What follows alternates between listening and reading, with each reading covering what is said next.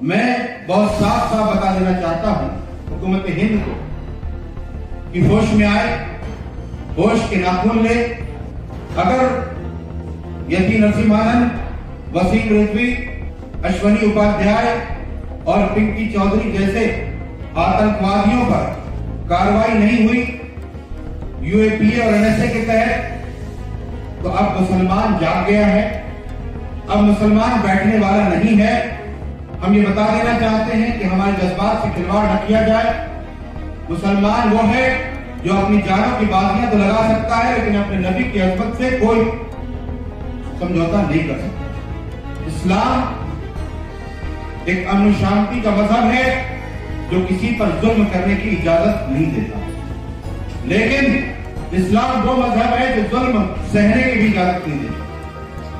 हम जुल्म करते नहीं, लेकिन जुल्म सहेंगे भी नहीं। यहां से लेकर और अमित शाह तक ये पैगाम पहुंच जाए, मीडिया मेरा ये पैगाम पहुंचाए कि हम 2 नहीं 200 FIR भी हमारे ऊपर होंगी। हमारी जिंदगी सलाखों के पीछे चली जाएगी, लेकिन एक अमर उस्मानी नहीं, सैकड़ों हजारों अमर उस्मानी पैदा होंगे जो अपने नबी की अज़मत के लिए आवाज उठाते रहेंगे। किसने इनको इस बात की अथॉरिटी दी है कि वो इस्लाम, मुसलमान, पैगंबर इस्लाम और कुरान के बारे में जो चाहे बकवासें करें? इस्लाम और मुसलमान कुरान से लोगों को डराया जा रहा है कि मुसलमान जिहादी है, आतंकवादी है। इस्लाम बड़ा खौफनाक मजहब है, ये तुम्हें निगल जाएगा, खा जाएगा, खत्म हो जाएगा। इसी प्रेस क्लब ऑफ इंडिया के अंदर बैठ करके कितनी भर्ती गालियां दी गई। हिंदू कौम को खतरा है, संस्कृति को खतरा है, धर्म को खतरा है। आखिर इतने खतरे के अंदर आप जी रहे हो, मुल्क के अंदर आप हमसे कहते हो कि तुम्हें इस मुल्क में खतरा है तो तुम पाकिस्तान चले जाओ, अफगानिस्तान चले जाओ, इधर चले जाओ। हम आपको कहां भेजें? न मुसलमानों को हिंदुओं से खतरा, न सिखों को ईसाइयों से है, न ईसाइयों को सिखों से है। किसी हिंदू को किसी मुसलमान से कोई खतरा नहीं। अगर वाकई खतरा है तो ऐसे गुंडों से है, ऐसे आतंकवादियों से है। जिस मौजूद पर वो बात करना चाहे, मुनाज़ा करना चाहे, डिबेट करना चाहे, अल्हम्दुलिल्लाह मैं आपके सामने हाजिर हूं और उनके सारे चैलेंज को एक्सेप्ट करता हूं। हमें छेड़ा ना जाए, पर्दे में हो तो पर्दे में रहो, इसी में भलाई है। हम दोबारा से जो है वो सड़कों पे आने के लिए हम सोच रहे थे। तभी हुआ ये कि 8 अगस्त को जंतर मंतर पे हिंदू रक्षा दल एक संगठन है, उसके बैनर तले और भी बहुत सारे संगठन थी, वो सब जमा हुए और वहां पे पिंकी चौधरी ने जो है वो जो नारे लगाए थे वो सब आपके नजरों से गुजरा होगा कि मुसलमान काटे जाएंगे और इस तरीके की बातें जो है वहां से कही गई। तो खुलेआम जेनोसाइड की, मुसलमानों की जेनोसाइड की बात जो है वो जंतर मंतर से किया गया। उसके अगेंस्ट में हमने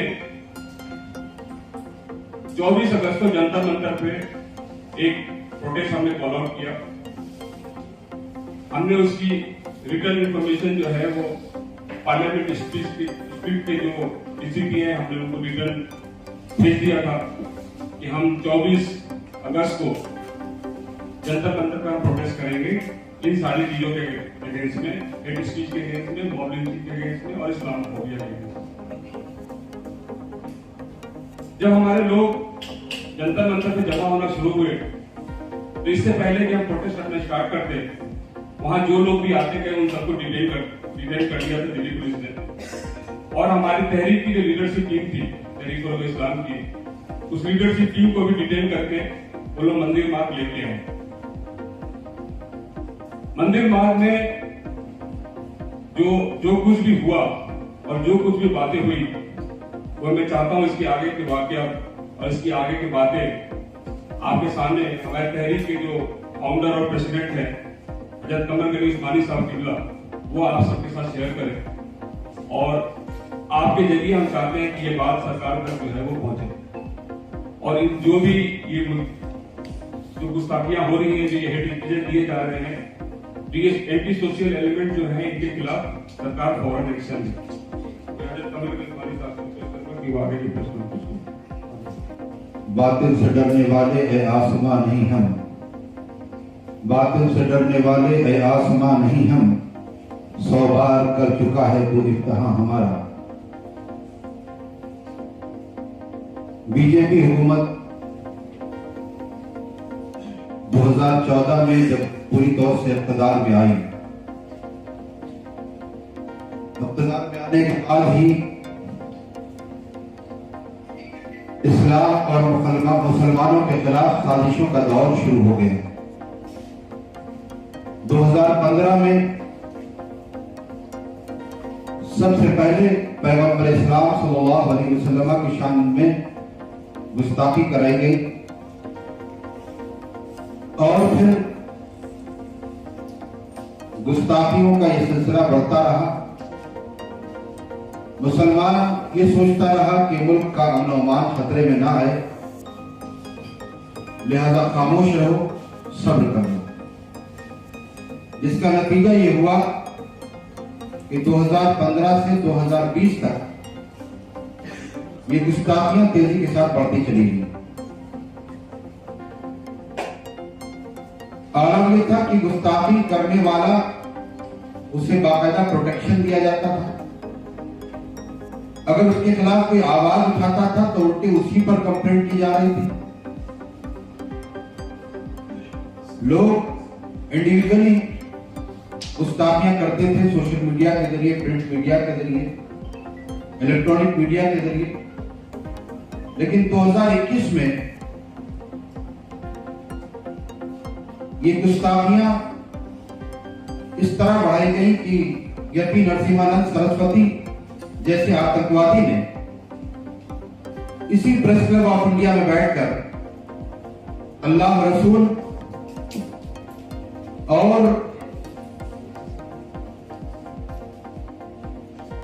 इस्लाम के खिलाफ न जाने कैसी कैसी बकवास की। उसके खिलाफ कंप्लेंट की गई, FIR की गई, मेमोरेंडम दिए गए, कुछ जगहों पे एहतजाज भी हुए, लेकिन कोई सुनवाई नहीं। क्योंकि ये सब कुछ कराने वाले वो लोग हैं जो हुकूमत के अहलकार हैं। बीजेपी गवर्नमेंट बहुत प्लान वे में ये सब कुछ कर रही है। हमने 11 अप्रैल को जेल भरो आंदोलन का ऐलान किया कि हम 4 मई को जेल भरो आंदोलन करेंगे। तो बजाय इसके कि पुलिस एक्शन लेती और उस एक आतंकवादी को हिरासत में लेती, उसने हम पर प्रेशर बनाया। यही दिल्ली में ओखला पुलिस स्टेशन में ACP SHO सबसे हमारी मीटिंग हुई। तो वो कह रहे थे कि भी कोरोना चल रहा है, मत कीजिए। तो मैंने कहा कोरोना चल रहा है तो आप उसको अरेस्ट क्यों नहीं कर रहे? आप एक आतंकवादी को अरेस्ट नहीं कर रहे हो और हिंदुस्तान के लाखों मुसलमानों पर प्रेशर बनाना चाह रहे हैं, क्योंकि अमित शाह जो कह देते हैं वो इनको करना है। ये पुलिस का हाल हो चुका है। उन सूबों में भी जहां बीजेपी गवर्नमेंट है और जहां बीजेपी गवर्नमेंट नहीं है, वहां भी तकरीबन यही हाल है। कहने को गवर्नमेंट कोई भी हो, लेकिन पुलिस पूरी तरह से अमित शाह के कंट्रोल में। उसके बाद 3 मई को महाराष्ट्र पुलिस ने हमें आश्वासन दिया कि हम ये कार्रवाई करेंगे। तो हमने फिलहाल उस आंदोलन को पोस्टपोन किया। लेकिन अब तक 3 महीने गुजर चुके हैं, न महाराष्ट्र पुलिस ने कोई कार्रवाई की, न दिल्ली पुलिस ने, न यूपी पुलिस ने इसी तरह की कोई कार्रवाई नहीं। अब ये जो अभी 8 अगस्त को हुआ, इसके खिलाफ जब हमने प्रोटेस्ट की बात की, जैसा कि अभी बताया कि हम लोगों को डिटेन करके मंदिर मार्ग पुलिस स्टेशन ले जाया गया। तो चूंकि पुलिस ने यही समझा था कि जो लोग प्रोफेशनली ऐसी चीजें करते हैं वो आते हैं और 2-3 घंटे के बाद वापस चले जाते हैं। लिहाजा 1 घंटे बाद ही पुलिस ने हमसे कहना शुरू किया कि आप जहां कहिए वहां आपको भिजवा दिया जाए। तो हमने कहा हम लोग वो नहीं है जो आप समझ रहे हैं। हम लोग अपने नबी की इज्जत और अजमत, अपने इस्लाम की बका के लिए सर पे कफन बांध के आए हैं। हम यहां से जाने वाले उस वक्त तक नहीं हैं जब तक हमें कोई सही आश्वासन नहीं मिलता कार्रवाई का। कई बार प्रेशर बनता रहा, हमने साफ कह दिया कि आपको लाठी चलाना है, आप आजाद हो, आप गोली चलाना चाहो, हमारे सीने हाजिर हैं, लेकिन ये वो प्रोटेस्ट नहीं है कि एक दिन करके और जाके घर पे बैठ गए। ये हमारा एक इनिशिएटिव है, हमने एक शुरुआत की, अब आगे हमें बढ़ना है। रात में उन्होंने तकरीबन 9 बजे हमें बसों में जबरदस्ती भरवा के और उसके बाद ले जाकर के आनंद विहार के पास छोड़ दिया। उन्होंने ये समझा कि अब ये बवाल खत्म हो गया। मैं बहुत साफ साफ बता देना चाहता हूं हुकूमत हिंद को कि होश में आए, होश के नाखून ले, अभी वक्त है। अगर यति नरसिम्हानंद, वसीम रिजवी, अश्वनी उपाध्याय और पिंकी चौधरी जैसे आतंकवादियों पर कार्रवाई नहीं हुई यूएपीए और एनएसए के तहत, तो अब मुसलमान जाग गया है, अब मुसलमान बैठने वाला नहीं है। हम इसके खिलाफ बहुत बड़ा एक आंदोलन क्रिएट करेंगे। हम ये बता देना चाहते हैं कि हमारे जज्बात से खिलवाड़ न किया जाए। मुसलमान वो है जो अपनी जानों की बाजियां तो लगा सकता है, लेकिन अपने नबी की अजमत से कोई समझौता नहीं कर सकता। हमारे नबी की शान में गुस्ताखियां, अल्लाह की शान में गुस्ताखियां, इस्लामी कवानीन में मुदाखलत, ये सब कुछ बर्दाश्त नहीं किया जाए। इस्लाम एक अमन शांति का मजहब है जो किसी पर जुल्म करने की इजाजत नहीं देता, लेकिन इस्लाम वो मजहब है जो जुल्म सहने की भी इजाजत नहीं देता। हम जुल्म करते नहीं, लेकिन जुल्म सहेंगे भी नहीं। हम अगर हिंदुस्तान को आजाद कराने के लिए हजारों की तादाद में उलमा और आवाम कुर्बानी दे सकते हैं, अपनी जानों की बाजियां लगा सकते हैं, तो हम अपने नबी की अजमत के लिए इससे कहीं ज्यादा कुर्बानियां देंगे। इसीलिए हमने डीसीपी साहब से कहा था कि आप ये मत समझिए कि आप हमें बहुत धमकियां दी, ऐसा करेंगे वैसा करेंगे। और जब हमने जेल भरो आंदोलन का ऐलान किया था 11 अप्रैल को, तो 27 तारीख को 2 लोगों पर प्रेशर बना करके मेरे ऊपर एफआईआर दर्ज कराई गई। मैं बता देना चाहता हूं, यहां से लेकर और अमित शाह तक ये पैगाम पहुंच जाए, मीडिया मेरा ये पैगाम पहुंचाए कि हम 2 नहीं 200 एफआईआर भी हमारे ऊपर होंगी। हमारी जिंदगी सलाखों के पीछे चली जाएगी, लेकिन एक अमर उस्मानी नहीं, सैकड़ों हजारों अमर उस्मानी पैदा होंगे जो अपने नबी की अजमत के लिए आवाज उठाते रहेंगे। न हमें मुकदमों से डराया जाए, न हमें लाठियों से डराया जाए, न हमें जेलों से डराया जाए। हम किसी चीज से डरने वाले नहीं, हम हर चीज के लिए तैयार हैं और वक्त आए हुकूमत उसको आजमा के देख ले। मैं आखिरी बात कहना चाहता हूं, मीडिया अपना सही रोल अदा करे। आज जिस तरह से जो कुछ हो रहा है, नेशनल मीडिया के बहुत से चैनल जो सिर्फ वन साइड काम कर रहे हैं, मैं उनको कहूंगा कि आप मीडिया का काम सही तौर पर करें और हमारा पैगाम सही तौर पर पहुंचाएं। हम मुसलमान एक अमन पसंद शहरी हैं। हम किसी के मजहब के बारे में, किसी के मजहबी पेशवाओं के बारे में बुरा भला नहीं कहते। इसी तरह हम बिल्कुल पसंद नहीं करेंगे कि हमारे अल्लाह और उसके रसूल की शान में गुस्ताखी होगी। इसके लिए हमें जिस लेवल पे जाना पड़ेगा, उस लेवल पे जाने के लिए हम तैयार हैं। आपके सामने चंद बातें पेश करना चाहता हूं। मैं इस वक्त पूरे मुल्क से मुखातिब हूं, मुल्क की सारी मीडिया से मुखातिब हूं, पूरी कौम मुस्लिम से मुखातिब हूं, बल्कि देश में रहने वाले हर एक शहरी, हर बाशिंदे से मुखातिब हूं। मैं एक बात अर्ज करना चाहता हूं, कुछ समझकर ही हुआ हूं मौजे दरिया का हरीफ, कुछ समझकर ही हुआ हूं मौजे दरिया का हरीफ, वरना मैं भी जानता हूं आफियत साहिल में है। और तूफान कर रहा है मेरे अज़्म का तवाफ, दुनिया समझ रही है कि कश्ती भंवर में है। मैं आपको ये बताना चाहता हूं कि आखिर इस मुल्क के अंदर ये हो क्या रहा है और क्यों हो रहा है। ये करने वाले लोग हैं कौन, इनके ऊपर लगाम क्यों नहीं कसा जा रहा, इनको शह कौन दे रहा, इनके पीठ पर हाथ किसका है, आखिर इन्हें पावर मिलता कहां से, किसने इनको इस बात की अथॉरिटी दी है कि वो इस्लाम, मुसलमान, पैगंबर इस्लाम और कुरान के बारे में जो चाहे बकवासें करें। मुल्क है, प्रशासन है, मीडिया है, डेमोक्रेसी है, जमहूरियत है, हमारा संविधान है, क्या किसी चीज को ये खातिर में नहीं लाते? ये कौन लोग हैं भाई, आखिर ये कहां से आते हैं?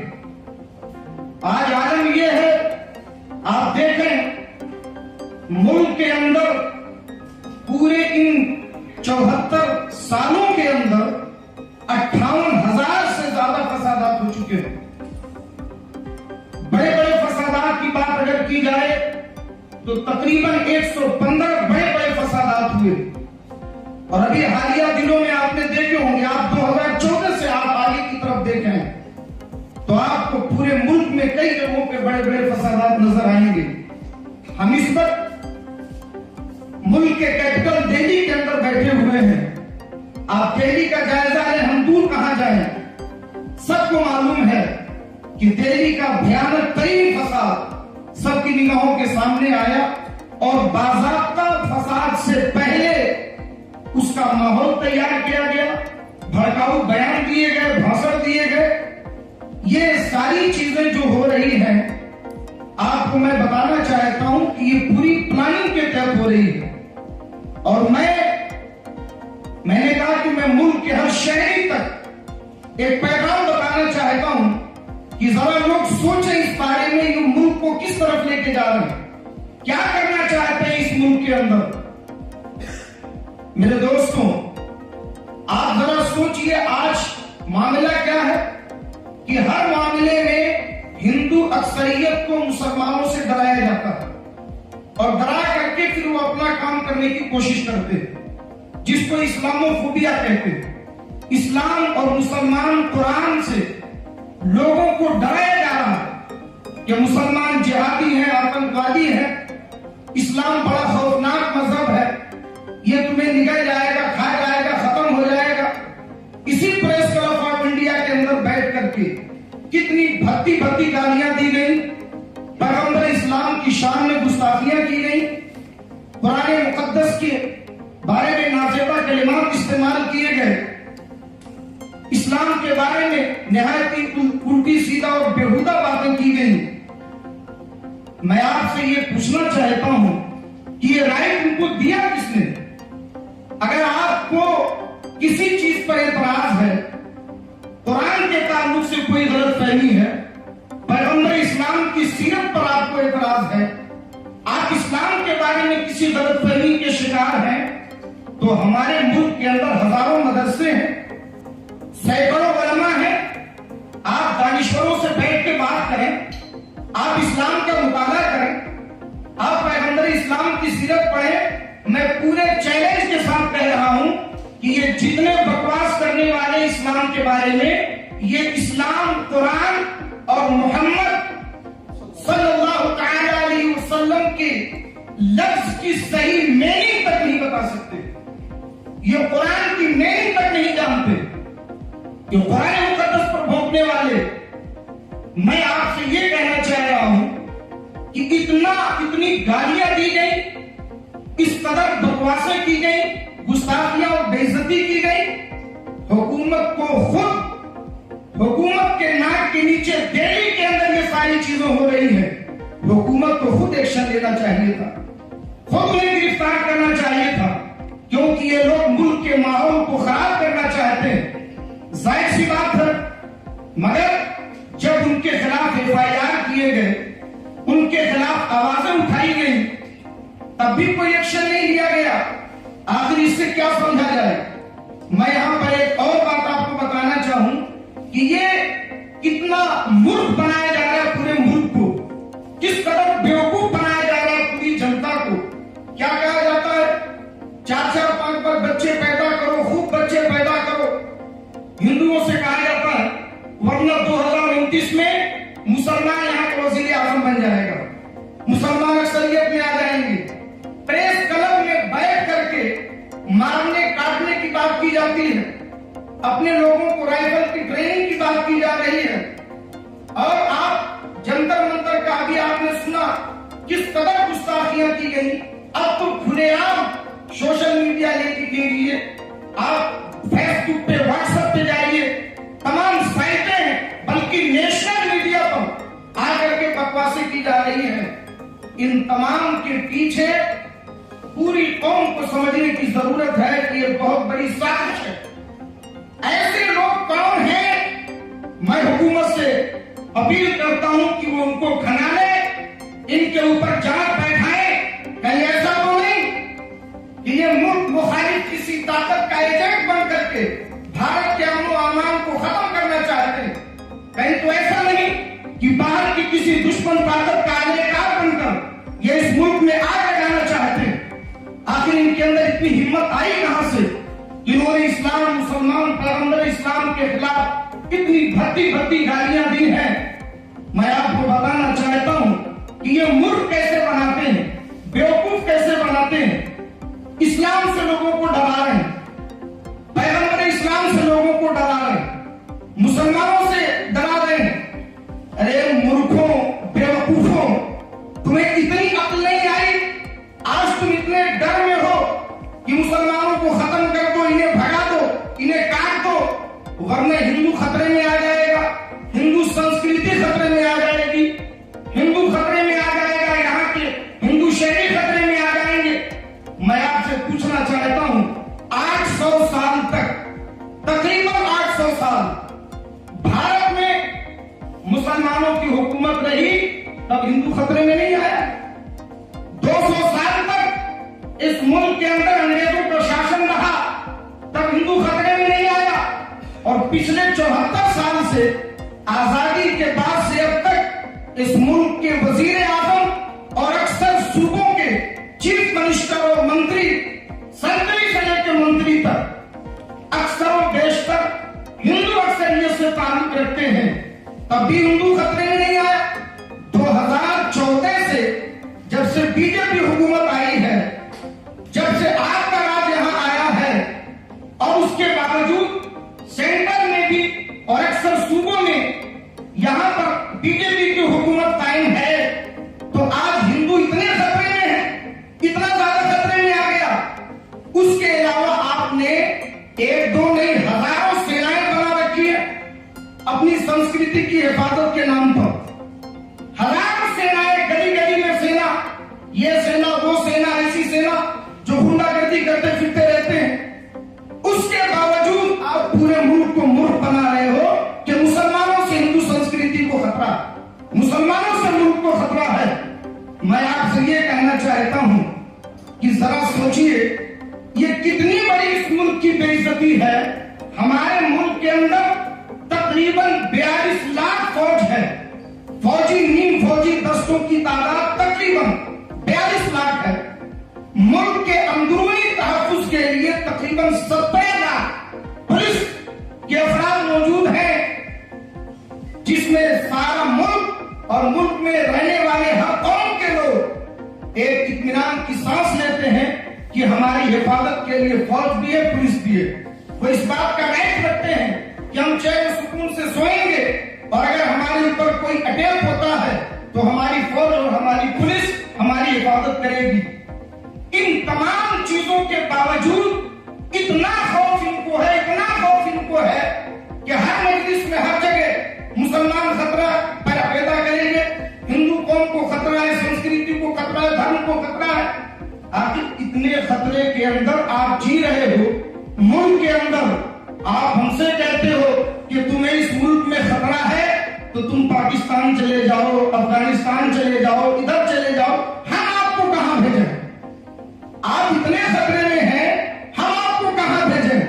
हम आपको एक बात बताना चाहते हैं कि समझिए, मैं पूरे मुल्क से कहना चाहता हूं, इस मुल्क के अंदर आज भी न हिंदुओं को मुसलमानों से खतरा, न मुसलमानों को हिंदुओं से खतरा, न सिखों को ईसाइयों से है, न ईसाइयों को सिखों से है, किसी हिंदू को किसी मुसलमान से कोई खतरा नहीं। अगर वाकई खतरा है तो ऐसे गुंडों से है, ऐसे आतंकवादियों से है जो धार्मिक चोला पहन करके और धार्मिक स्थलों की आग लेकर के लोगों के अंदर नफरत का पैगाम देते हैं और जहरीले भड़काऊ बयान दे करके इस मुल्क की शांति को भंग करना चाहते हैं, हिंदू और मुसलमानों को लड़ाना चाहते हैं। खतरा सिर्फ ऐसे लोगों से है जो बैस कदम में बैठ करके यहाँ पर जमहूरियत और डेमोक्रेटिक की धज्जियां उड़ा करके वो पूरे मुल्क के अंदर जहरीली फिजा पैदा करना चाहते हैं। तो मैं आपके माध्यम से, आपके जरिए से मैं ये बताना चाहता हूं कि आज सोशल मीडिया पर जो बदतमीजी का तूफान आया है, गुस्ताखियों का तूफान आया है, मैं आपसे एक सवाल करना चाहता हूं कि जितना ढील हुकूमत, पुलिस प्रशासन इनको दे रही है, मैं जरा तस्वीर को पलट के पूछना चाहता हूं, अगर मुसलमान इसी तरह हिंदू देवी देवताओं के खिलाफ, हिंदू मजहबी शख्सियत के खिलाफ अगर बयान देने लगे तो इस मुल्क में क्या होगा? अगर सिख लोग ईसाइयों के खिलाफ, ईसाई सिखों के खिलाफ, मुल्क में जितनी कौमें हैं सब एक दूसरे के खिलाफ इसी तरीके से अगर भड़काऊ भाषण दें, मजहबी नफरत पैदा करें तो ये मुल्क हिंदुस्तान नहीं कब्रिस्तान और शमशान बन जाएगा। इससे पहले कि पूरे मुल्क के अंदर सांप्रदायिक आग फैला करके और यहाँ के अमन को नष्ट किया जाए, हम हुकूमत से, पुलिस प्रशासन से और मुल्क के जिम्मेदार शहरियों से ये कहना चाहेंगे कि वो अपनी जिम्मेदारी को निभाएं। इस मुल्क के अंदर जो लोग नफरत फैला रहे हैं उनके चेहरों को पहचाने, उन्हें अपने समाज से बाहर करें। और मैं आखिर में एक बात ये भी कह दूं कि देखिए, ये कुछ पागल हैं और हमारे मुल्क के अंदर पागलों के इलाज के लिए बड़े अच्छे अच्छे हॉस्पिटल हैं, तो बेहतर ये होगा कि हुकूमत इनका इलाज अच्छे हॉस्पिटल में कराए। और मैं जानता हूं, मैं इस बात की सताइश कर रहा हूं कि इनके बयानात पर मुल्क के बहुत सारे पढ़े लिखे संजीदा समझदार हिंदुओं ने अपनी नाराजगी का इजहार किया और हक का साथ दिया। मैं उनकी सताइश करता हूं और इस बारे में मैं कौमी यकजहती को, मुल्की यकजहती को बरकरार रखने के लिए उनकी कोशिश की तारीफ करता हूं। मगर मैं साथ में यह भी कहूंगा कि ये आपके घर की गंदगी है, आप खुद ही इसे साफ करें। यह बेहतर होगा एक जिम्मेदार शहरी की हैसियत से ऐसे लोगों का बाइकाट करें, ऐसे लोगों से ताल्लुकात खत्म करें। और हुकूमत से यह कहना चाहूंगा कि वो अगर इन लोगों को शह देती है तो ये समझ ले कि ये जिस जमीन पर कांटे बोए जाते हैं वहां गुलाब के फूल पैदा नहीं होते। इसलिए मैं आपको वाज़ेह तौर पे बताना चाहता हूं, हम लोग किसी सियासत के काम से नहीं आए, हमारा ताल्लुक किसी पार्टी से नहीं, हम किसी पार्टी की वकालत के लिए नहीं आए। हम सिर्फ ये बताना चाहते हैं कि अब बहुत हो गया, अल्लाह और रसूल की शान में गुस्ताखियां बंद की जाए, कुरान मुकद्दस और इस्लाम के खिलाफ बकवासें बंद की जाए। इसलिए कि अगर आप हमें मारने की बात करते हो तो अल्हम्दुलिल्लाह नबी से मोहब्बत करने वाले मरने के लिए कभी पीछे नहीं हटेंगे। हम नबी की अज़मत के लिए तैयार हैं, मगर ये बताना चाहते हैं कि ये खेल आप बंद कर दो, ये नफरत के काम आप बंद करो, वरना इस मुल्क के अंदर बहुत ही खतरनाक सूरत हाल पैदा होगी और चारों तरफ से जो लोगों के एहतजाज होंगे, मुल्क के अमन को उससे नुकसान पहुंचेगा। मैं आखिर में ये भी आपसे कहता चलूं कि मेरे दोस्तों, ये प्रेस क्लब ऑफ इंडिया के जरिए मैं पूरे मुल्क को ये पैगाम देना चाहता हूं कि अमन पैदा करें, एक दूसरे के साथ अच्छा बर्ताव करें, किसी के खिलाफ, किसी मजहबी रहनुमा के खिलाफ कोई ऐसी बात न करे, और हुकूमत इस पर एक सख्त कानून बनाए कि कोई भी किसी मजहब के खिलाफ ऐसी गंदी जुबान इस्तेमाल न करे, उसे कराए वाकई सजा दी जाए, ताकि ऐसे देशद्रोही, ऐसे आतंकवादी दोबारा इस मुल्क के अंदर पैदा न हो। आखिरी बात यह है कि जिन लोगों ने पैगंबर इस्लाम की शान में गुस्ताखियां करते हुए ये तक कह दिया कि हम चैलेंज करते हैं, कोई सामने नहीं आता और मुसलमान नबी की सीरत पे बात नहीं कर सकते, उन्हें मोहम्मद सल्लल्लाहु अलैहि वसल्लम के बारे में पता हो जाए तो शर्म आएगी। मैं आपको डंके की चोट पे कहना चाहता हूं कि नबी की सीरत पढ़ा तभी नबी से मोहब्बत हुई, नबी को जाना है तभी मुसलमान मोहब्बत करता है। इस मुल्क के अंदर लाखों सूफी संत गुजरे, इस मुल्क के अंदर बहुत सारे लोग जो हिंदू धर्म से ताल्लुक रखते हैं और हिंदू गुरु हैं, उन्होंने इस्लाम, पैगंबर इस्लाम की शान में तारीफें की हैं, उन पर किताबें लिखी हैं और उनकी शान की पजीराई की है। आप जरा देखें कि सरोजिनी नायडू, महात्मा गांधी, बसंत कुमार, दीवान चंद्र शर्मा, डॉक्टर एन.के. सिंह, मुंशी प्रेमचंद, राजेंद्र नारायण नाथ, स्वामी लक्ष्मी शंकराचार्य, इस तरीके से सैकड़ों नाम हम आपको बता सकते हैं। ये लोग यतीम रसीलानंद और उनकी टीम क्या बताना चाहती है? इनसे पहले किसी ने इस्लाम को पढ़ा नहीं, इनसे ज्यादा किसी ने इस्लाम को समझा नहीं, बल्कि जिन्होंने इस्लाम को पढ़ा और इस्लाम को समझा और पैगंबर इस्लाम की सीरत को पढ़ा, उन्होंने इस्लाम को सलाम किया, पैगंबर की अजमत पर किताबें लिखी। ये सारी बातें वही लोग करते हैं जिन्होंने पैगंबर को पढ़ा ही नहीं, जो इस्लाम को जानते ही नहीं और जिनका मकसद इस्लाम से लोगों को डराना है। तो मैं पूरी जुर्रत ईमानी के साथ डंडे की चोट पर प्रेस क्लब ऑफ इंडिया के अंदर उनके चैलेंज को एक्सेप्ट करता हूं। वो इस्लाम पर, कुरान पर, मोहम्मद अरबी सल्लल्लाहु अलैहि वसल्लम की सीरत पर, जिस मौजू पर वो बात करना चाहे, मुनाज़रा करना चाहे, डिबेट करना चाहे, अल्हम्दुलिल्लाह मैं आपके सामने हाजिर हूं और उनके सारे चैलेंज को एक्सेप्ट करता हूं। मैं आपको बताना चाहता हूं कि ये गंदगी जो उनके दिमाग में पनप रही है, इसे वो भूल जाए। मुनाज़रा के शराइत और आदाब का लिहाज करते हुए वो जब चाहे, मैं मुंबई का रहने वाला हूं, वहां आकर के वो हमसे डिबेट कर सकते हैं या किसी भी नेशनल चैनल पे वो बुला करके हमसे गुफ्तगू कर सकते हैं। शर्त इतनी है कि मुनाज़रे के आदाब का ख्याल रखा जाए, फिर दुनिया देखेगी गंदगी कहां पे है और कहां क्या क्या बातें हैं, तो सारी चीजें सामने आ जाएंगी। हमें छेड़ा ना जाए, पर्दे में हो तो पर्दे में रहो, इसी में भलाई है। अल्लाह तबारक व तआला इस मुल्क के अंदर अमन पैदा फरमाए और सालियत पैदा फरमाए, यही हमारी बात थी। इन्हीं चंद बातों के साथ मैं अपनी गुफ्तगू को खत्म कर रहा हूं।